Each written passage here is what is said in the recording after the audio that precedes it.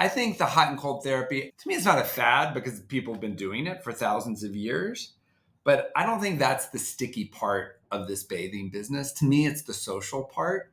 It's being able to be with other people, whether they're people you go with or your friends or that you don't know with, and have this kind of communal experience is really powerful. I mean, we've needed it throughout.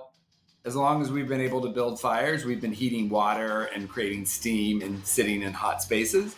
So none of this is new, but I think it's even more needed.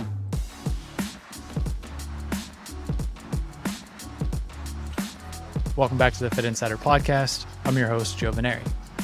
Today I'm joined by Robert Hammond, president of Therme Group US. In this episode, we explore the rise of large-scale social wellness destinations. Robbie shares his journey from co-founding New York's Highline to leading Therme's mission to redefine public bathing in America. Plus, we discuss Therme's plans to build 35,000 square foot facilities in urban centers, the company's unique fun-first approach to wellness, and why bathing may be the next great social infrastructure. Let's get into it. The Fitt Insider Podcast is presented by EGYM. EGYM's smart fitness ecosystem is transforming healthcare through exercise, combining strength equipment with AI-powered software and corporate wellness platform WellPass. It's leading the shift to proactive, preventative health. Learn more about EGYM's intelligent workout solutions at egym.com. Hi, Robbie. Welcome to Fitt Insider. Thanks for joining us. Thanks for having me. Yeah, I'm excited to chat today. And maybe just to get things started, can you introduce yourself and tell us about Therme Group and your role? Robert Hammond, but my friends call me Robbie. I'm president of Therme US, and Therme is a large-scale bathing company. So I guess just to step back, most people know me as the Highline guy. I was one of the co-founders of the Highline, helped start it 25 years ago, ran it for about over 20 years. And so that's sort of most people know. And when I left the Highline, my dad was so upset because he loved, everybody loves the Highline now. And he said, can you tell me what you're doing in one sentence? And I said, no. When I started the Highline, I couldn't tell you what it was in 2 paragraphs. I can't do, that's the same with this job. You're going to have to come experience it. But basically, it's like an old scale Roman bath, these huge facilities at a scale that's sort of hard to understand.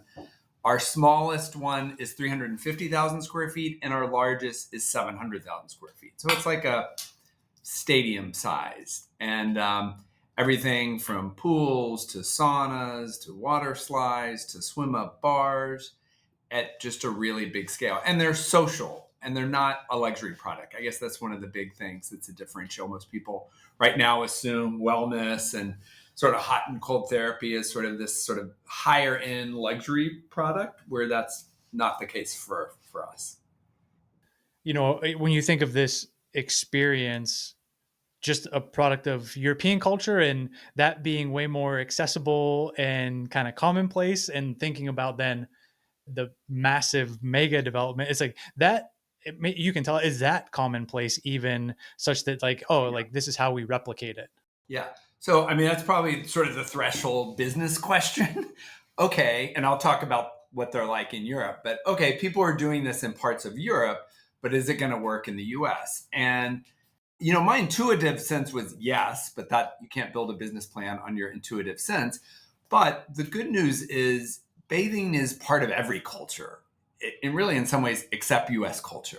We had aspects of it, but, there's onsens in Japan, there's gingerbang in Korea, saunas in Finland, banyas, hammams, the Roman baths. And so I think it's sort of a universal need, and to me, I have no question whether it's going to work. But from a business standpoint, all of the verticals sort of work in the US. You have large pools, you have water parks, you have spas, you have saunas, and we'll talk about sort of this rise of bathing. So to me, and especially what's happening in the US around bathing, but to go back to your second part of the question, our scale is even unusual in Europe. So, we own in Therme Erding the largest of these, which is 750,000 square feet. Most bathing facilities are relatively modest. They have some sort of big ones, more on the size of a water park that's maybe 100,000, 200,000 square feet. But what they found is and this is really where it gets down to the business model, because people say, well, how can this work? It's probably going to cost about $500 million to build each one. But if you do the math, you can get about 2 million people through there over $100 spend. That's a pretty good, and there's very limited overhead once you sort of open it. It's not unlike a spa where every new person, you got to add a new treatment room, you got to have a new masseur. This is about a social experience. And that's why we can talk about some of the bathhouses that have happened. That's why they're such good business models, because they don't require more overhead from more people. When you talk, you kind of mentioned some aspects of the experience and it almost being this, hey, you kind of have to see it to believe it, kind of experience it to really grasp it. But what are those kind of pillars that are tried and true across like the different locations? And then how does that experience vary based on maybe where you're bringing this development? So at Therme, there's 3 main areas. The first one is called play, and that's the family area. And that's the one that the US might be most familiar with. You have water slides. It's really fun for the whole family. Now, when most people hear that, I have a 2-year-old, a 3-year-old, and a 6-year-old. And so when I hear that, I think of chlorine, I think of bad time, I think of spending too much money at these, if you have to go to water parks in the US. What we're able to do because of our size is, for example, we use an ozone filter. So it doesn't smell like chlorine. It doesn't smell like mildew. It's like spring water. So that's a sort of a huge gateway issue, in that it just, when you walk in there, you don't smell that. And only 1/3 of the facility is for kids. Most of it is for adults. So kids aren't allowed into 2/3 of the facility. But even in the kids part, we have swim up bars, we have steam rooms, we have sort of areas for parents to be able to relax while their kids are playing. And it's really multi-generational. In the morning, you'll see older people, then a lot of families, and then a lot of young people at night. So that's the first part. Then there's the next part is sort of the big pool area. And that's really where you have the swim up bars. It's called Relax. And it's really just about being able to sit under a palm tree in the middle of a winter and do whatever you want to do. And that's the other thing I guess I should have said. These are all under these glass enclosed roofs and the ceiling's actually open. And so the 2 things that I think are so important and missing in urban areas are blue and green, sort of access to water and real plants. And that's what you have in this giant space. And then the last area is called Restore. And that's more where you have the hot and cold therapy, you have special treatments. And so those are the sort of the activities, but it's the size allows you really can't experience it all in one visit. And most people stay from 3 to 5 hours. So it's really like a staycation. It's not your neighborhood gym where you just stop in for 30 minutes to get a workout. It's like a staycation. And that's how people use it. Instead of going, our case would be flying to Florida. In their case, it would be flying to Spain or something in Europe. You can come to Therme for a whole day and get that experience. When you think about explaining, or if it's marketing, or if it's really convincing people that they want to have this experience, like where does that conversation start? Because just again, circling back to your point, like, hey, you just kind of have to come and experience it. It's really the scale and the amenities, like it's hard to describe. Yeah. So the CEO of our company is a guy named Robert Hammond, and the concept was originally founded by a guy named Wund in Germany, and he built 5 of them there, and Erding was the first one. And Robert created a partnership with him, and they knew it worked in Germany. These things were incredibly popular. Each one was more successful. As they made them bigger, they did better. Would it work outside of Germany? That's what Robert wanted to do. And so he's from Romania.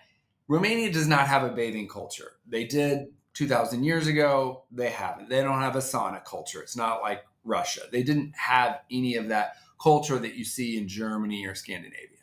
So he wanted to open one in Romania to see if it would work. And, people now, I think it's the most second visited wellness destination. The one in Romania, the one in Germany is the first. 60% of the people in Bucharest, their capital, have all been. They spend almost no money on marketing. It really markets itself. People want to come at first because they're curious about it. Everybody reads about it. They see pictures. They want to come. And then it just generates, they just come back. And so that's the really other interesting. And that's been true for a lot of the bathhouses. People have this curiosity. And they come for one reason. I think that's one of the other things. Especially, I think a lot of people are coming maybe for the longevity benefits that they've read about. But I don't think that's why they actually stay. I think the hot and cold therapy, it's not a fad because people have been doing it for thousands of years. But I don't think that's the sticky part of this bathing business. To me, it's the social part. It's being able to be with other people, whether they're people you go with, they're your friends, or that you don't know with, and have this kind of communal experience is really powerful. I mean, we've needed it throughout. As long as we've been able to build fires, we've been heating water and creating steam and sitting in hot spaces. So none of this is new, but I think it's even more needed now. And so you asked, what will we be doing different in the US? So when I started working on this with them 3 years ago, I wanted to do huge changes. I thought, let's redo the design. Let's bring in these different architects. And then the more and more people I brought to visit these facilities, and they would look at the pictures and say, it's interesting. They all loved it. Like, it worked. And I don't even know why it works exactly. I know it's something about the sky, the water, the plants, but I actually became more and more worried that we would just screw it up. I'm not looking to make maybe change 10, 15%. But again, I think these are sort of universal needs. That's why I like to think of it as like, you have city infrastructure like roads, but I think what we're finding is we need like this wellness social infrastructure. And I think that's what a lot of the companies, that you feature are providing. Yeah, it's super interesting. And especially to think about just at the scale and being able to go in and totally overhaul and introduce something to an urban environment that really you're not typically what you're seeing. The closest to that is, oh, maybe they're developing a park, or people put in bike lanes, or some of this when you think about infrastructure. Well, that's my background, is the park world. And so I was sort of interested in how could the private sector do this on a larger scale. The other thing the scale helps us do is it keeps the price lower, actually, because it's about volume. It's about those 2 million visitors. And you can't get 2 million visitors paying a really high price. And the thing is, right now, I was speaking at the Global Wellness Summit, and the high end of the market is really saturated with a lot of wellness opportunities, a lot of longevity. A lot of the companies you're talking, are really competing with each other because that market, people have been, hitting that. Whereas the middle of the market, and sometimes I say fat middle and people misinterpret that in the US, but just the majority of people, not the top end or the bottom, don't have that many options for wellness options. What they have is attractions. Like, I just came back from Orlando, and that's sort of probably the biggest comparison. Is it sort of like a wellness Disney World, except most attractions manipulate your chemistry through adrenaline, caffeine, sugar, and you feel exhausted, you feel broke, your kids are crying, but they're addicted and they want to go back. Whereas when you leave a Therme, you feel great, and then you have a great night's sleep, and then when you wake up, you feel good. And it's at a much lower cost than any of these attractions, and generally you don't have to fly anywhere. And the other thing is, we want to put them in downtown cities. Like the sites we're looking at in Washington and Dallas are in downtown. When we go meet with real estate agents in cities, they take us to the suburbs, or far out to greenfield developments. But we really wanted to be, and Robert, the guy that runs the company, and John Alshul, who I work with, we're committed for these in North America to be urban projects. Yeah, it's very important. It's something we try to continually bring up when having these conversations, is just that, to some extent, you're selling the different products to the same people. when you talk about, the higher end of the market. And yes, there's this, we've referred to it as like trickle down wellness almost, that Yeah. if you validate it and you can have the model and then it becomes normalized and then you get this other options that hopefully get introduced to the mass market, but certainly not at the scale of, 2 million people coming Yeah. through and not in areas that are otherwise, void of this experience. Thinking about like going in, you talked about bringing it to the US, will it work? And then having to identify the sites, like you've been working on it for 3 years. Like what's actually going on behind the scenes to be able to say, now we're starting to see more of the kind of press releases. Hey, we secured this partnership here and we're coming to this city there. So like what's happening? It's about really working with cities. In some cases, like in Washington, we're looking at a public site. We worked with the mayor of Washington, and she said, "Great, I love this for this city. I want you to find a neighborhood that wants you." And we found it in the south, in Anacostia, east of the river, which is a place where they've had very little investment. And, exactly to what you're saying, it's not where people normally invest. It's not where people put, these attractions. They always look, and like Dallas, it was really interesting.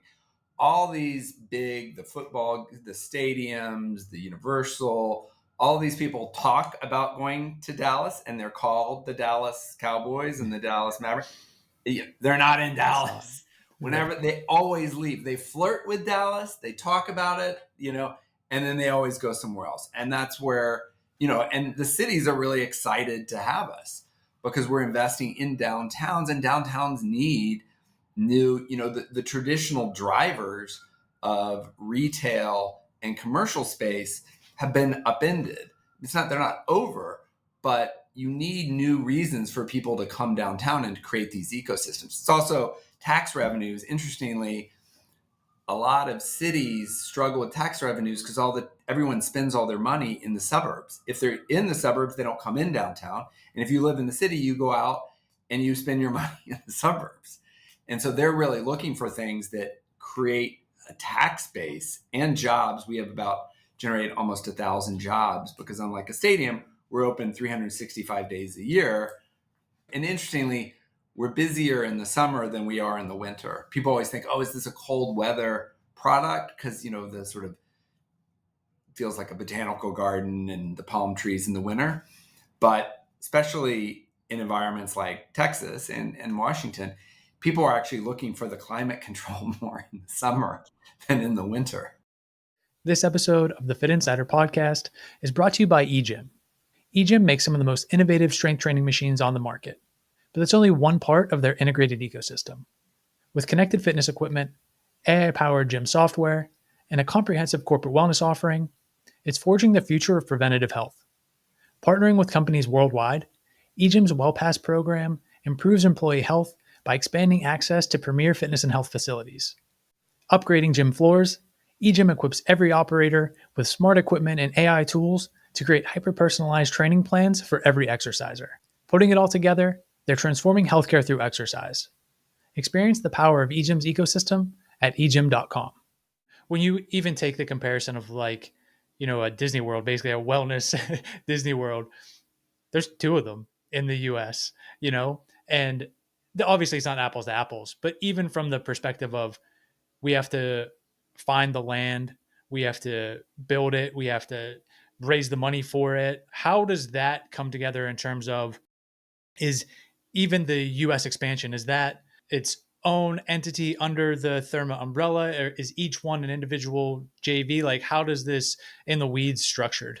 Yeah, Therme runs it by region. So what I'm working with is the Therme US. There's the Therme UK that's opening one in Manchester. We just announced one in Dubai, one in Asia. We're working on another one in Asia. What's limiting us is not the demand. It's really finding the right sites because, in DC, we're looking at 13 acres, 13 to 15. In Dallas, it's over 20 acres. That's hard to find. We also want to be preferably around some kind of nature, which makes it even harder to find, and a body of water, which we've found in both of those cities. So that's really what's limiting. We're just starting really to see the financing coming in. We still need to finally go through the city approval before we can get financing for the U.S. But we just announced a $250 million investment from Sculptor Capital Management to advance our project in Manchester. And then last year, we got $335 million from Macquarie Capital and Deutsche Bank for the acquisition. We bought Therme Erding. That was the one that was the first one. We didn't actually own that one until last year. So I think the financing is there because it's a great, and maybe it might be interesting just to talk about some of the other people you've had on. I don't know what they've shared about their business model, but Robbie Bent's pretty out there in saying what a good business model he has at other show.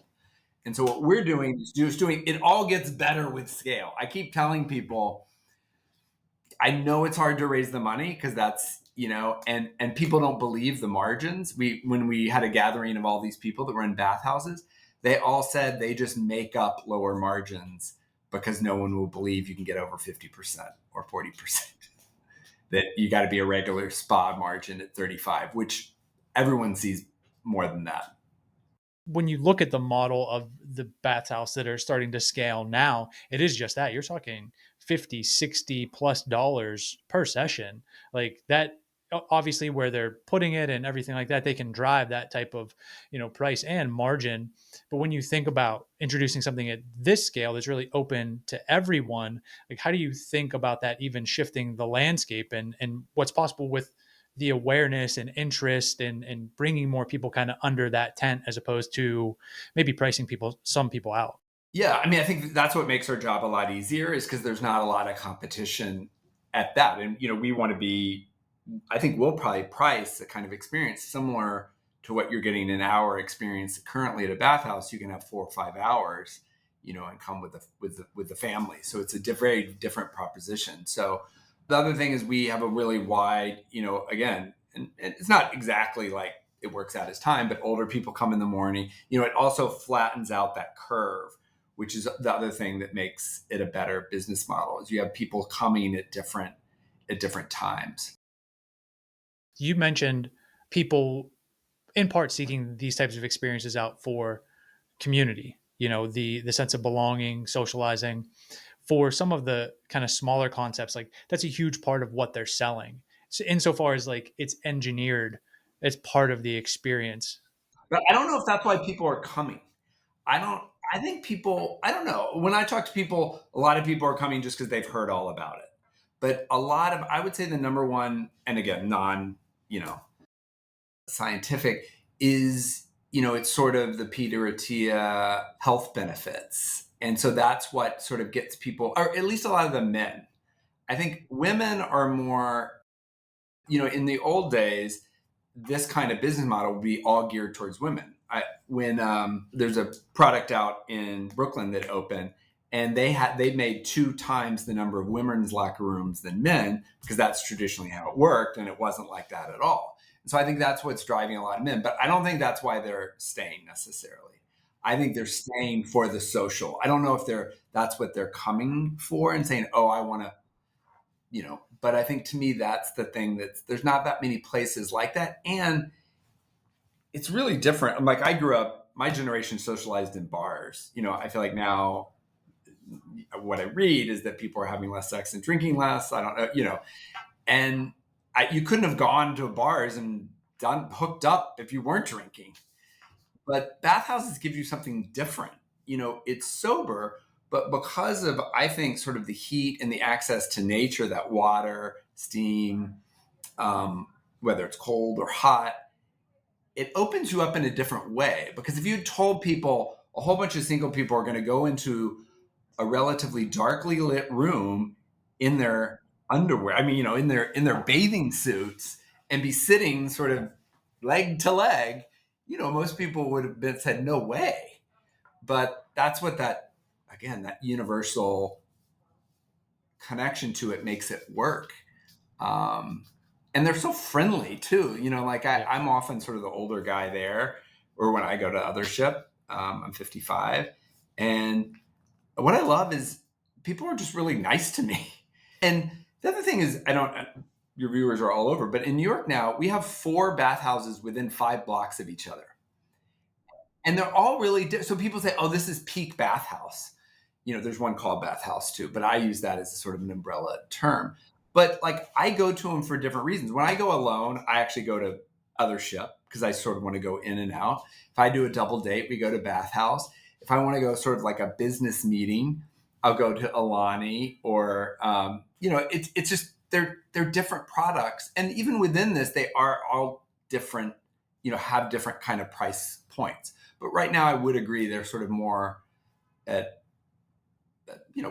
urban professional pricing. It's one of the interesting things that in some ways, like the people who don't need it for longevity, they're the ones doing it and spending money on it and who it's kind of marketed to. But then the accessibility of something like this isn't on the radar or of interest, or it's not even the kind of most essential thing maybe that they could be doing. But then there's the other part with like a lot of this that it's otherwise free or like very low cost to do a lot of these things. So you have like a couple different things going on. That's like, how do we get this and make it in a way that it is broadly accessible and meets people where they are? Yeah. And I think social media and TikTok has fueled this movement, but it's also limited it because you see people. I mean, one, it is amazing. And whenever I go in other ship, I feel like I look great. I don't know what they did with the lighting, but it actually looks like it does on TikTok. Normally something looks like a hotel room looks like something on TikTok, and then you go and it looks nothing like it. Like, how did they photograph it? There, it actually looks like it. But I think people can see it and say, oh, it's only for really fit people. It's only for young people. It's only for people that feel super comfortable in a thong. And that's not bathing. Bathing really is, the great thing about bathing is everybody is sort of more equal. You've taken off your clothes and you actually do. There was a woman that we brought to Therme in Bucharest who, she was like, well, I'm not going to go in. I want to look at it, but I don't feel comfortable in a bathing suit. And then she got there, she got in bathing, she was great. She said, it wasn't self-conscious because there were all these different people there. Everybody, looked different. It wasn't one type. And so that's one of the things that I think that's important to me, not just for Therme, but just sort of this bathing movement, is that people feel that they can go that, even if they're not 20-year-old and super fit and shaved every hair, off certain places. When we talk about all these various motivations, and even you're saying, hey, I go to this place for this reason, and this one kind of serves this, whether it's longevity or community and socializing or other health benefits, whatever it might be, do you think about it as intentionally engineering that into the Therme experience? Or do you think of it as like, come for the experience, get the positive byproduct of all these other things that you might find?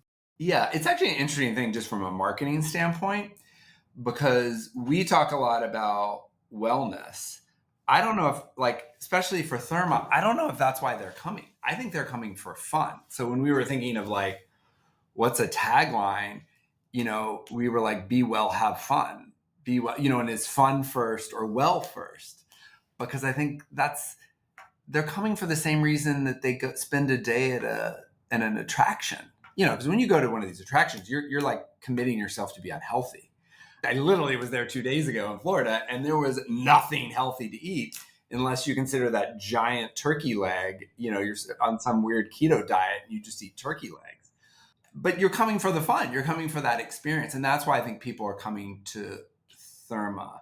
And so it's interesting sort of to be careful with the marketing. Yes, we want to talk about the well-being, but well-being doesn't always sound fun. Like that doesn't, like the dude that's psyched to go sit in a cold plunge, for 4 minutes is different from just your mass market, mom and dad that are exhausted and want, a margarita in the pool. And I was talking to this guy that runs the American Finnish Sauna Society, and I was talking about all the health benefits. And he goes, that's great. But what I like to do is after my sauna, I have a beer and a cigar, and that's healthy to me. And I was like, I was sort of I was getting too wrapped up and sort of missing the point. I mean, Finns are the happiest and healthiest people, but they're not doing it to live longer. They're doing it because it's part of their society. It's part of their social life. It's part, it's part of their having a beer and a cigar with their friends after the sauna. Basically it's not that serious. Like it's not that performance driven. It's not that outcome driven. It's just, Correct. we kind of embody it. And by doing that, that's where you get the benefit, not kind of overthinking it and doing it because, your Aura Ring told you needed to do, like a recovery session or whatever it might be. Yeah. And I think the fit people that are going necessary, maybe these sort of tech bros that are going, I think probably what they need is the social thing more than the cold plunge. They're probably doing a lot of other healthy things, but it's the connection. And I see these guys, you read about men's friendships, and I love it when I see these guys, I'm assuming these sort of straight young guys with their friends in the sauna talking and with other women in a not, what's also interesting is you're beautifully lit, sweating, bathing suit, but it doesn't, I've talked to a lot of women and none of them feel really safe there. They don't feel like they're getting hit on,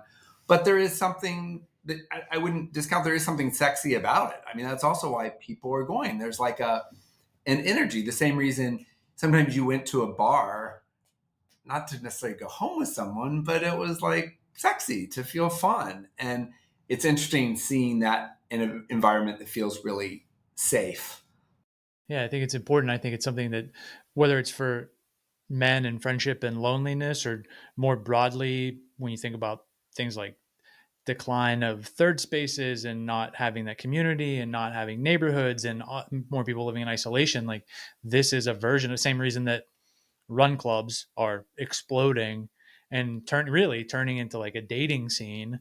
In some ways it's like, yeah, people just need ways to come together and not feel awkward being around another person and like saying hello. Something I teach meditation, and we use a mantra in the kind of meditation I do. And I tell people the mantra is not magic. The mantra, but you can't tell your brain to relax. Don't think any thoughts. Don't worry about thoughts. The mantra is like something sort of to do nothing. And I feel like that's what bathing is. You can't tell yourself, okay, go do nothing. That's not relaxing. Go do nothing. Go sit in some water and do nothing. You have to have things to do nothing with people. And that's why people can't understand, well, how does people spend 4 to 6 hours in these places? It's because you're giving these things that allow them to do nothing. And that's why they feel better afterwards, because they haven't necessarily done a lot. But it is weird. I mean, I do an Aura Ring too. And it is amazing how much I walk when I'm in these facilities. It doesn't feel like a lot, but I always get more than my steps. And then also I hate going to water slides with my kids because it's so gross and but when I go to Therme, I always go on the water slides because I can go on the ones I want to. It doesn't smell so gross. And it's actually a great exercise because you're going up and down these towers. So Is there anything else that you're watching or that you're particularly excited about or interested in when it comes to like the combination of like wellness and tourism to some extent, consumer behavior, but also, maybe I'm lumping too many things in at once and you can pick and choose, but also like the future of public private spaces and just maybe how those things kind of come together in the future? yeah.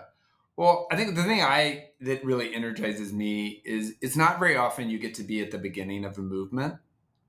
It's the beginning. It's not the end. It's literally the beginning of this bathing movement. And there's just a lot of energy, and the people in it are so great. Like that's why I did this gathering of 100 people that own bathhouse. Every time I talked to someone that was into bathing, I was always in a better mood. And they're sort of weird. They're offbeat. They come from different backgrounds. Some of them are tech people, but they all share this like passion that's beyond opening successful businesses. It's really about this sort of transformation. There's a guy that wrote this book called Sweat. It was sort of the Bible in the 70s, Mikkel Aland. And he says there's 3 things that make a good bathing experience: the physical, the social, and the spiritual. And I think it's hard to sort of talk about it, but to me, it's the social and spiritual that's what keeps it from being more than a trend. That's what our society needs so much more. And so that's why there's so much more room for this. And, I think the public sector is sort of abdicating a lot of what it's either able or willing to do on creating healthy spaces in cities. And so that's why I think there is an opportunity that can also be profitable for businesses to look at how can you democratize well-being, because there's a large market for it. And by doing it at scale, it's actually profitable, and you can have a higher quality product than maybe you do if you can only have sort of smaller boutique spaces.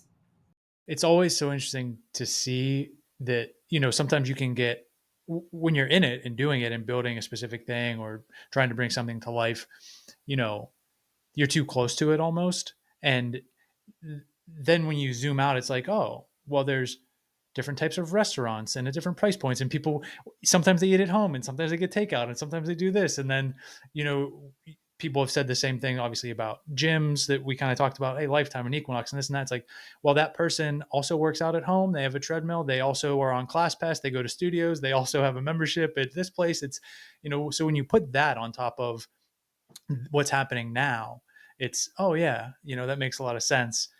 And then with the piece that I think the people who have experienced it really realize, but the kind of spiritual, emotional piece, that's how we got to gyms are the new church, or the runner's high, or the, XYZ. It's like when you can have that feeling of purpose and meaning, like if that's the thing that fills that void for you, like few things do that. So then when you find that thing, like, yeah, we're really onto something. And spiritual, to me, just connection with yourself, nature, or somebody else. It's not, and it doesn't preclude a religious experience.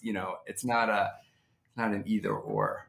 And so that's what the thing I want to urge people to do is to try different bathing experiences, because you might find different ones either for different needs, but there are also certain kinds, not everyone's going to be for everything. Not everything is going to be for everyone. Just in terms of what's coming up for Therme US, what we should look out for, where people can follow along, like what's the kind of best place? The hard news is we're not going to open for a few years. Probably the first one we'll open is Dallas, and probably around 2030. But we're hoping to keep announcing other cities.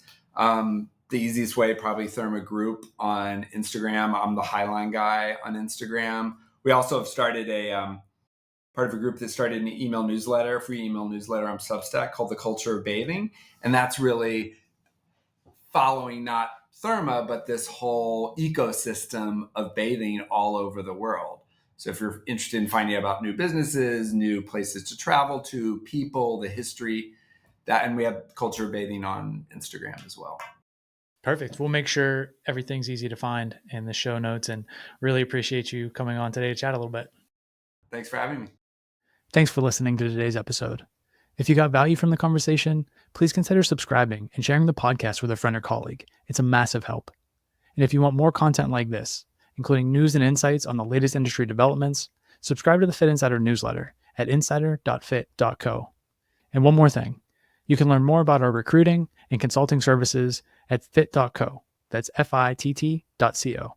I'll see you here next week.